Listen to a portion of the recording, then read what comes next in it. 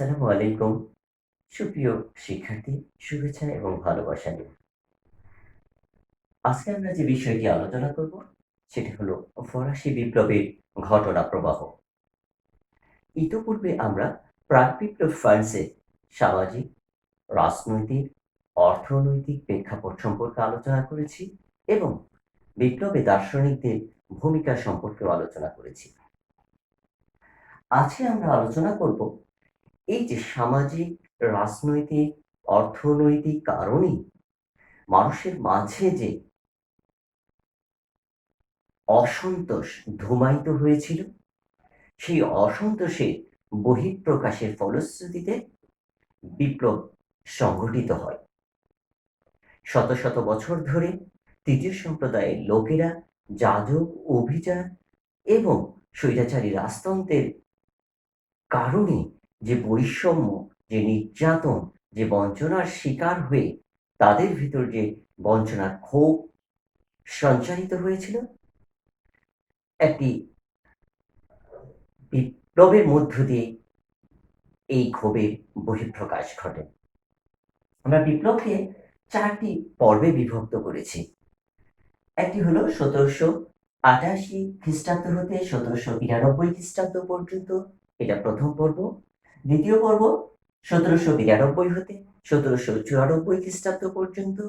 তৃতীয় পর্ব ১৭৯৪ হতে ১৭৯৯ খ্রিস্টাব্দ পর্যন্ত এবং চতুর্থ পর্ব ১৭৯৯ হতে ১৮১৫ খ্রিস্টাব্দ পর্যন্ত। আমরা প্রথম পর্বে আলোচনা করব এবং প্রথম পর্বই ছিল মূলত আমাদের সিলেবাসের অন্তর্ভুক্ত গুরুত্বপূর্ণ বিষয়। প্রথম পর্বে আমরা ইতোপূর্বে আগেও বলেছি যে আর্থসামাজিক, রাজনৈতিক কারণে তৃতীয় সম্প্রদায়ের লোকেরা যে অসন্তুষ্টির শিকার হচ্ছিল, তার ফলে তাদের ভিতর যে ক্ষোভ সঞ্চারিত হয়েছিল, সেই ক্ষোভের কারণে অন্যদিকে রাজা যে অর্থনৈতিক দৈন্যতায় পড়েছিল, সেই দৈন্যতা বা সংকট থেকে উত্তরণের চেষ্টা চালাতে থাকে। রাজা অর্থনৈতিক সংকট উত্তরণের জন্য যে প্রচেষ্টা করতে থাকে, সেটা হলো প্রথমে অর্থমন্ত্রী হিসেবে নিয়োগ প্রদান করেন তুর্গকে। তুর্গ অর্থনৈতিক সংস্কারের জন্য ৬টি প্রস্তাবের কথা বলেন। ৬টি প্রস্তাবের মধ্যে ৩টি আমাদের কাছে খুবই গুরুত্বপূর্ণ। একটি হলো অভিজাতদের কর প্রদান করতে হবে তৃতীয় সম্প্রদায়ের মতো। দ্বিতীয়ত, যাজক এবং অভিজাতদের যে সকল কর থেকে অব্যাহতি দেওয়া হয়েছে, সে সকল কর প্রত্যাহার করতে হবে। তৃতীয় সম্প্রদায়ের মতো তাদেরও কর প্রদান করতে হবে। চতুর্থত, রানীর অমিতব্যয়িতা সংকোচন করতে হবে। এই প্রস্তাবগুলো অভিজাত এবং যাজকরা রানীর সঙ্গে কুপরামর্শ করে তুর্গকে পদত্যাগে বাধ্য করেন।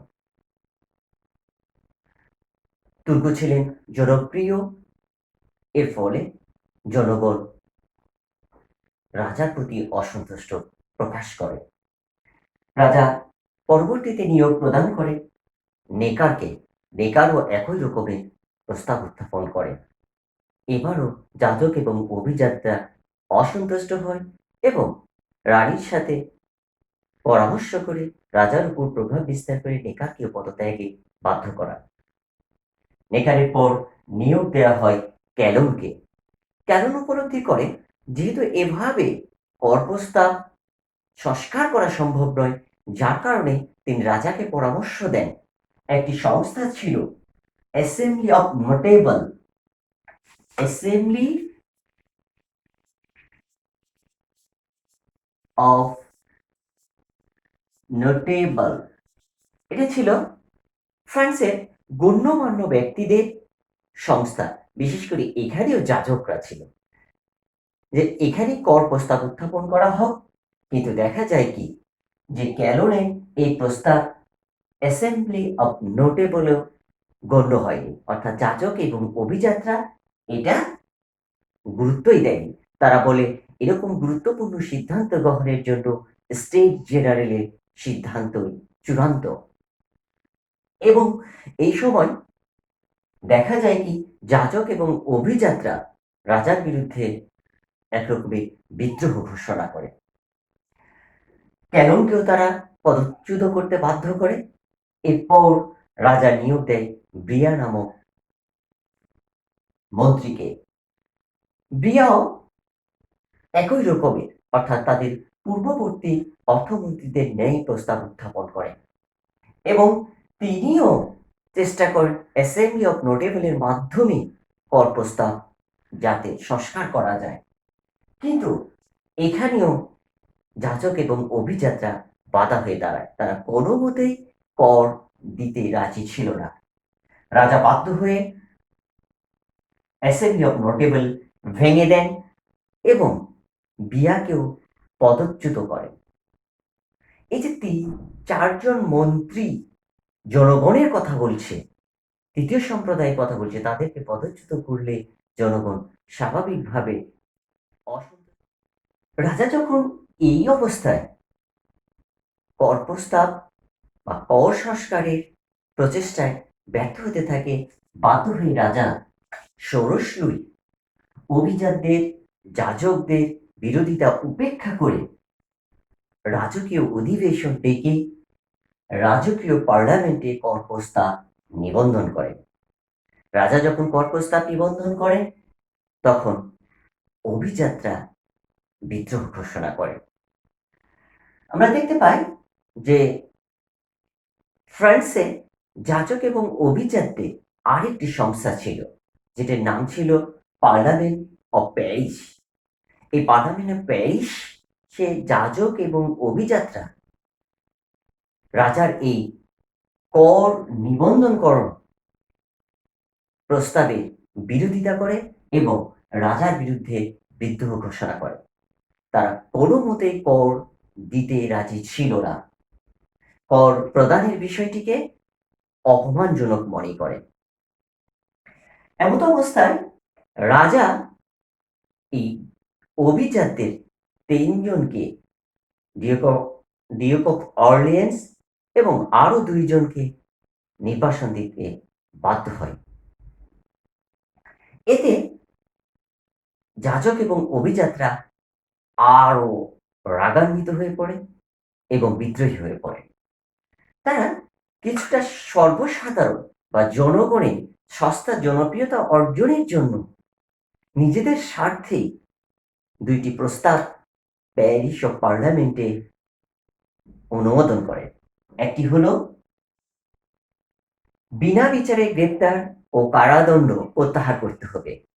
দ্বিতীয়ত রাজার স্বৈরক্ষমতা হ্রাস করতে হবে।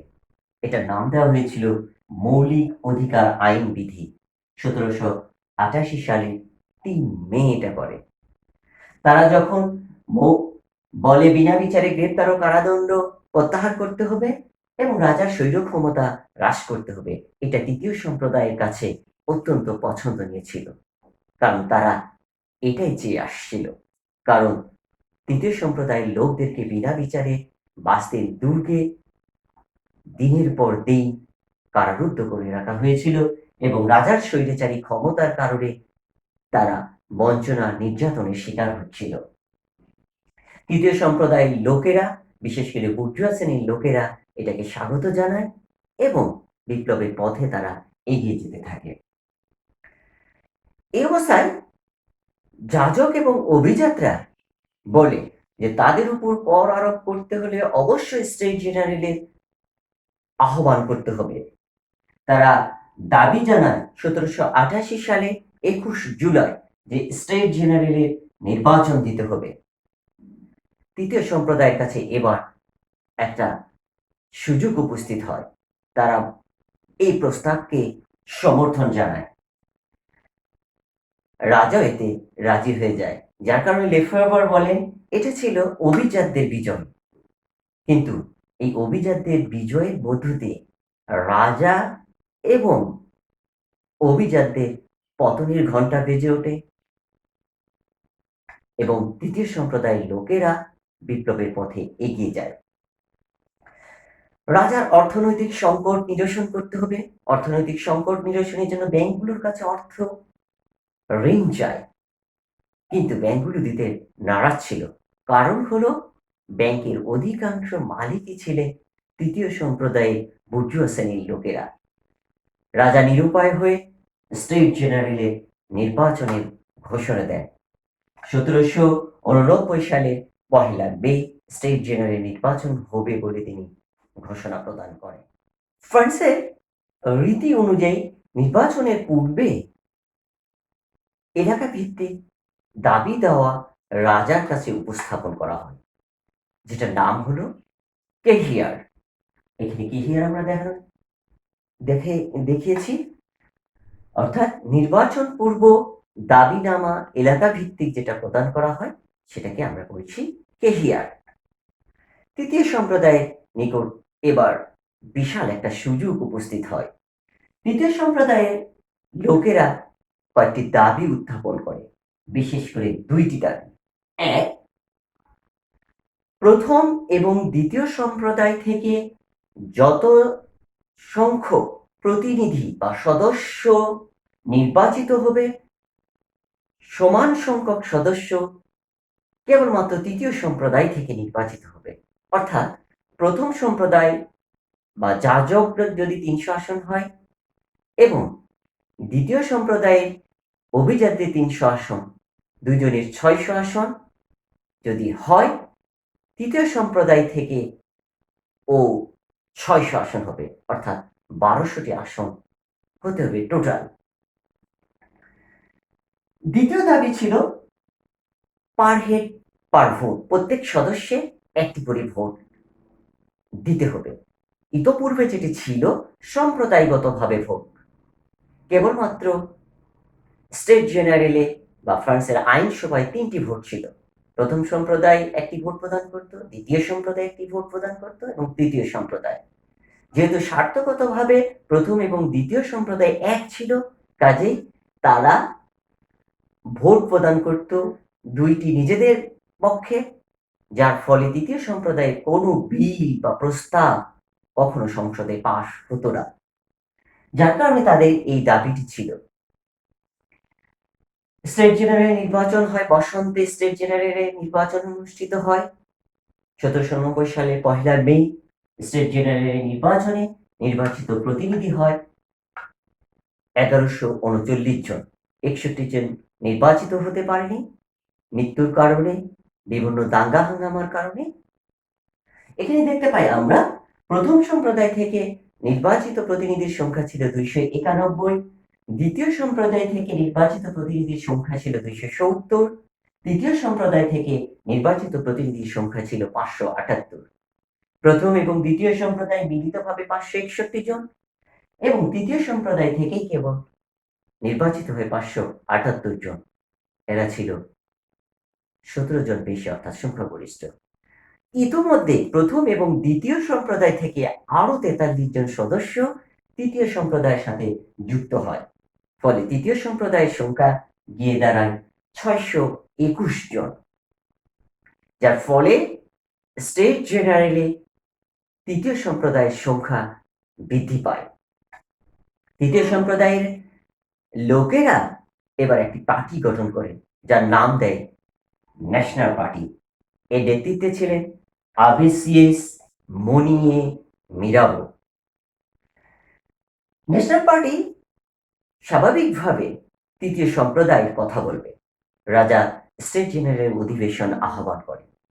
স্টেট জেনারেল অধিবেশনে প্রথম দিনেই তিনি স্টেট জেনারেলের প্রোটোকল সংক্রান্ত বক্তৃতা প্রদান করতে থাকে এবং প্রথমেই অধিবেশন কক্ষে প্রবেশের যে পূর্ব থেকে নিয়ম ছিল, প্রথম সম্প্রদায় এবং দ্বিতীয় সম্প্রদায় প্রথমে অধিবেশন কক্ষে প্রবেশ করবে, অতঃপর তৃতীয় সম্প্রদায়ের লোকেরা অধিবেশন কক্ষে প্রবেশ করবে। এটা ছিল তৃতীয় সম্প্রদায়ের কাছে অপমানজনক।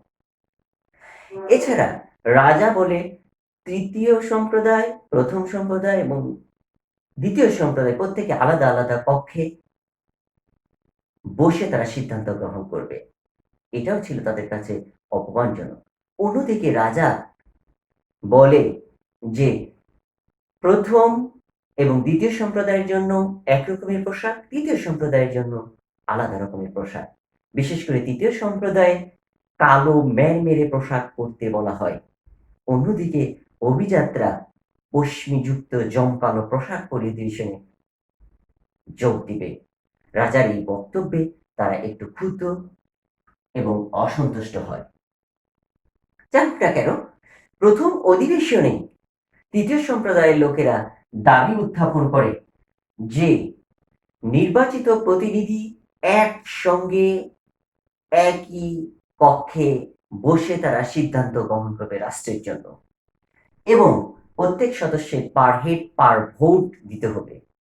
আরেকটি যে কথা বলেছিলাম, সমান সংখ্যক আসন, এটা ইতিপূর্বে রাজা মেনে নিতে বাধ্য হয়েছিলেন। এবার সমস্যাটা সৃষ্টি হয় যে নির্বাচিত প্রতিনিধি একসঙ্গে বসবে, অর্থাৎ প্রথম, দ্বিতীয় এবং তৃতীয় সম্প্রদায়, এবং প্রত্যেকের প্রতিনিধির একটি করে ভোট দিতে হবে, পার হেড পার ভোট। এটা নিয়ে অধিবেশন কক্ষে অচল অবস্থার সৃষ্টি হয়। অধিবেশন কক্ষে যখন অচল অবস্থার সৃষ্টি হয়, এই অবস্থায় তৃতীয় সম্প্রদায়ের নেতা আবিসিএস একটি পরামর্শ প্রদান করেন। পরামর্শ হলো 12 থেকে 13 জুন পর্যন্ত প্রত্যেক সদস্যের হাজিরা নিতে হবে। যারা হাজিরায় উপস্থিত না থাকবে তারা স্টেট জেনারেলের প্রতিনিধি হিসাবে গণ্য হবেন না। এমত অবস্থায় 12 থেকে 14 পর্যন্ত তৃতীয় সম্প্রদায়ের লোকেরা হাজিরা প্রদান করে। প্রথম এবং দ্বিতীয় সম্প্রদায়ের লোকেরা এটাকে অপমানজনক মনে করে তারা অনুপস্থিত থাকে, যার কারণে আবিসিএস একটি তত্ত্ব আবিষ্কার করেন এবং ইতোমধ্যে তিনি তার একটি গ্রন্থ প্রকাশ করেন, যে গ্রন্থটির নাম what is the third state. এই গ্রন্থে তিনি বলেন, ফরাসি জাতি বলতে বোঝায় কেবলমাত্র তৃতীয় সম্প্রদায়কে, কেননা যাজকরা ছিল বৃত্তিজীবী শ্রেণী এবং অভিজাতরা তৃতীয় সম্প্রদায় থেকে বিচ্ছিন্ন থেকে জাতি হিসেবে নিজেদের অধিকার হারিয়েছে। কাজেই এই স্টেট জেনারেলে বা ফ্রান্সের আইনসভার কেবলমাত্র আইনসঙ্গত সদস্য হলো তৃতীয় সম্প্রদায়ের লোকেরা। এই তৃতীয় সম্প্রদায়ের লোকেরা স্টেট জেনারেলকে ন্যাশনাল অ্যাসেম্বলি হিসাবে বা জাতীয় সভা হিসাবে ঘোষণা করে 1789 সালের 17 জুন, এবং তারা ঘোষণা করে রাজার কোনো কর প্রস্তাব অনুমোদন করতে হলে তৃতীয় সম্প্রদায়ের অনুমোদন লাগবে। তাদের অনুমোদন ছাড়া রাজা কোনো কর প্রস্তাব সংস্কার করতে পারবে না। রাজা এতে ক্ষুব্ধ হন। অন্যদিকে অভিজাত যাজকরা তাকে উস্কানি দিতে থাকে। রাজা অধিবেশন কক্ষে তালাবদ্ধ করে। 20 জুন 1789 তৃতীয় সম্প্রদায়ের লোকেরা অধিবেশন কক্ষে দ্বারে এসে দেখেন তালাবদ্ধ। তখন ডক্টর গিলোটিন পরামর্শ প্রদান করেন, পাশেই ছিল টেনিস কোর্ট, টেনিস কোর্টে গিয়ে তারা অবস্থান গ্রহণ করবেন। টেনিস কোর্টে গিয়ে তারা নিজেদেরকে জাতীয় সভা হিসেবে ঘোষণা করে এবং তারা শপথ গ্রহণ করে, যতদিন পর্যন্ত দেশের জন্য একটি সংবিধান রচনার কাজ শেষ না হবে ততদিন এই জাতীয় সভার অধিবেশন অব্যাহত থাকবে। এটি ছিল একটি। দ্বিতীয়ত, যে স্থানে বসবে সে স্থানেই এ সভা বৈধ বলে গণ্য হবে। অনেকে মনে করেন এই টেনিস কোর্টের শপথই ছিল বিপ্লবের সূচনা পর্ব, বিপ্লবের প্রথম অধ্যায়। যাই হোক, রাজা তৃতীয় সম্প্রদায়ের এই অবস্থা দেখে নিরুপায় হয়ে পড়ে।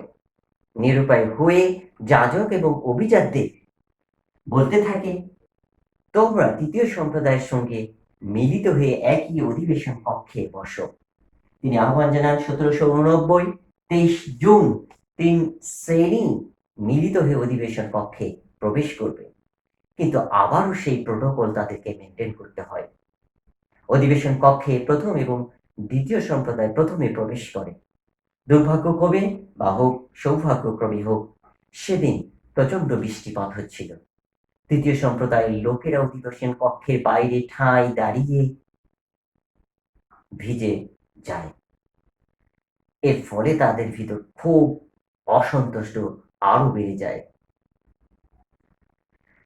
অধিবেশন কক্ষে চলাকালীন সময়ে তারা আবারও তাদের পূর্বের প্রস্তাব উত্থাপন করতে থাকে, পার হেড পার ভোট, এবং সকলকে একই কক্ষে বসে সিদ্ধান্ত গ্রহণ করতে হবে। যাই হোক, রাজা অধিবেশন কক্ষে এরকম অবস্থায় অধিবেশন চালানোর দায়িত্বপ্রাপ্ত মন্ত্রীকে অধিবেশন মুলতবি ঘোষণা করার আহ্বান জানান। মন্ত্রী অধিবেশন মুলতবি ঘোষণা করলে তৃতীয় সম্প্রদায়ের লোকেরা অধিবেশন কক্ষে নিয়ন্ত্রণ গ্রহণ করে। এই সময় তৃতীয় সম্প্রদায়ের লোকদের ভিতর থেকে নেতৃবৃন্দের পক্ষ থেকে বেলি বলেন, তৃতীয় শ্রেণীর সবাই হলো জাতীয় সভা, এ সভাকে কেউ আদেশ দিতে পারে না। আবিসিএস বলেন, তৃতীয় শ্রেণীর সদস্যদের অনুমোদন ছাড়া রাজকীয় ঘোষণা কার্যকর হবে না। আবার মীরাবো বলেন, অস্ত্রের সাথে উৎখাত না হলে আমরা এখান থেকে নড়ব না। এই যে তৃতীয় সম্প্রদায়ের বুর্জোয়া শ্রেণীর নেতৃত্বে যারা ছিলেন, বেইলি, আবিসিএস, মীরাবো, তাদের এই বক্তব্যগুলো শুনে প্রথম এবং দ্বিতীয় সম্প্রদায়ের অনেকেই ভীত হয়ে পড়ে। তাদের অনেকেই তৃতীয় সম্প্রদায়ের সঙ্গে যুক্ত হয়। যেমন আমরা দেখতে পাই 139 জন যাজক তৃতীয় সম্প্রদায়ের সঙ্গে অর্থাৎ ন্যাশনাল পার্টিতে যুক্ত হয়, 47 জন অভিজাত তৃতীয় সম্প্রদায়ের সাথে যুক্ত হয়। এবার তৃতীয় সম্প্রদায়ের লোকেরা আরো সংখ্যাগরিষ্ঠতা অর্জন করে।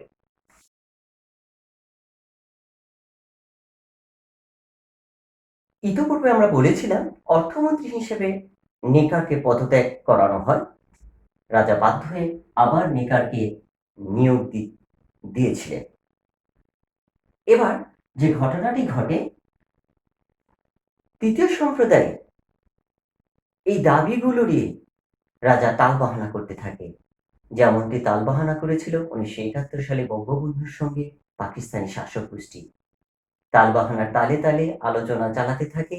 অন্যদিকে পাকিস্তানি সামরিক বাহিনীর লোকদেরকে ঢাকা সহ সারা বাংলাদেশে সমবেত করতে থাকে। রাজাও এই কাজটি করেছিল ষোড়শীল। তিনি বিভিন্ন প্রদেশ থেকে সৈন্য সমাগম করতে থাকে। ফ্রান্সের প্যারিসের রাস্তায় সৈন্য সংখ্যা বেড়ে যায়। অন্যদিকে গুজব ছড়িয়ে পড়ে অর্থমন্ত্রী হিসাবে নেকারকে পদত্যাগ করানো হয়েছে। নেকার ছিল সাধারণ মানুষের কাছে জনপ্রিয় এবং প্যারিসের রাস্তায় সৈন্য সমাগম দেখে জনগণ অসন্তুষ্ট হয়ে ওঠে। তারা ভাবতে থাকে তৃতীয় সম্প্রদায়ের লোকদেরকে পর্যুদস্ত করার জন্য এটা করা হয়েছে, যার কারণে তৃতীয় সম্প্রদায়ের লোকেরা উত্তেজিত হয়ে ওঠে। তারা বিভিন্ন জায়গায় রাস্তায় রাস্তায় ব্যারিকেড দেয়। উত্তেজিত জনতা 40টি শুল্ক ঘাঁটি পুড়িয়ে দেয় এবং তারা বাস্তিল দুর্গ অর্থাৎ ফ্রান্সের রাজার স্বৈরাচারের যে প্রতীক বাস্তিল দুর্গের দিকে এগিয়ে যায়। বাস্তিল দুর্গ তারা অবরোধ করে, অনেক প্রহরীকে তারা হত্যা করে এবং যারা বাস্তিল দুর্গে লেটার ডি ক্যাসের দ্বারা অন্তরীণ ছিল তাদেরকে মুক্তি করে দেয়। এটি ছিল 1789 সালের 14 জুলাই। 1790 সালের 14 জুলাই বাস্তিল দুর্গের পতন ঘটে। এই দিনই কিন্তু এখনো ফ্রান্স জাতীয় দিবস হিসেবে পালন করে। বাস্তিল দুর্গের এই পতন দেখে রাজা বলে, এটা মনে হয় বিদ্রোহ। তার পাশে সুভাষক দাঁড়িয়েছিলেন, তিনি বলেন, না, এটা বিদ্রোহ নয়, এটা বিপ্লব। বাস্তিল দুর্গের পতনের পর এবার প্রয়োজন ছিল রাজার বা রাজতন্ত্রের চূড়ান্ত পতন। কেউ কেউ আবার বলেই থাকেন বাস্তিল দুর্গের পতনই ছিল বিপ্লবের প্রথম পর্বের সূচনা। যাক না কেন, এবার রাজতন্ত্রের চূড়ান্ত পতনের দিকে এগিয়ে যায়। এই যখন অবস্থা, ফ্রান্সে অর্থনৈতিক ক্রাইসিস, খাদ্য সংকটও ছিল। এটাকে পুঁজি করে তৃতীয় সম্প্রদায়ের কিছু সংখ্যক নেতৃবৃন্দ এবং একটি সংবাদপত্র সাধারণ মানুষকে, বিশেষ করে ভাসমান জনতা সাকুলারদেরকে পরামর্শ দেয়, রাজাকে যদি ভার্সাই প্রাসাদ থেকে প্যারিসে নিয়ে আসা যায় তাহলে তাদের খাদ্যের তথা রুটির সমস্যার সমাধান হবে। এটা শুনে সাকুলাতরা ভার্সাইয়ের দিকে যাত্রা করে এবং এখানে যে বিষয়টি ছিল, নারীরা পর্যন্ত এগিয়ে যায়। তারা গিয়ে ফ্রান্সের ভার্সাই প্রাসাদের দিকে অগ্রসর হতে থাকে এবং তারা স্লোগান দিতে থাকে, রুটি চাই, রুটি চাই। ভার্সাই প্রাসাদ তারা অবরুদ্ধ করে রাজা, রানী এবং তার বালক পুত্রকে প্যারিসে আসতে বাধ্য করে। তারা যখন রাজা, রানী এবং তার বালক পুত্রকে ঘোড়ার গাড়িতে করে নিয়ে আসছিলেন, তখন তারা স্লোগান দিতে থাকে, আমরা রুটিওয়ালা, রুটিওয়ালার স্ত্রী এবং তার বালক পুত্রকে পেয়েছি। এটা ঐতিহাসিক রাইকারের মতে এই ঘটনা ছিল ফরাসি রাজতন্ত্রের সব যাত্রার প্রতীক, দ্য ফিউরানেল অব দ্য মনার্কি। এই যে রাজা হাত থেকে সবকিছু যেন সরে যেতে থাকে, রাজার পায়ের নিচে থেকে মাটিগুলো যেন সরে যেতে থাকে। রাজা বিপ্লবীদের নিয়ন্ত্রণে যেতে বাধ্য হয়। জাতীয় সভা প্যারিস থেকে জাতীয় সভা ভার্সাই হতে প্যারিসে স্থানান্তর করা হয়। এভাবে আমরা দেখতে পাই, রাজা যখন বিপ্লবীদের নিয়ন্ত্রণে চলে যায়, স্বাভাবিকভাবে তখন ফ্রান্সের রাজতন্ত্রের পতন বেজে ওঠে এবং ফরাসি বিপ্লবীর কেউ কেউ বলে থাকেন প্রথম অধ্যায়ের সমাপ্তি এখানে সূচিত হয়। ইতিমধ্যে ফ্রান্সের বিভিন্ন জায়গায় এবং প্যারিসেও বিচ্ছিন্নভাবে দাঙ্গা হাঙ্গামা চলতে থাকে, যার কারণে বুর্জোয়া শ্রেণীর লোকেরা বা বিপ্লবীরা প্যারিস কমিউন প্রতিষ্ঠা করে সেটা শান্ত করার চেষ্টা করে। আর এর মধ্য দিয়ে সমগ্র ফ্রান্সে বিপ্লব ছড়িয়ে পড়ে গ্রাম থেকে গ্রামান্তরে।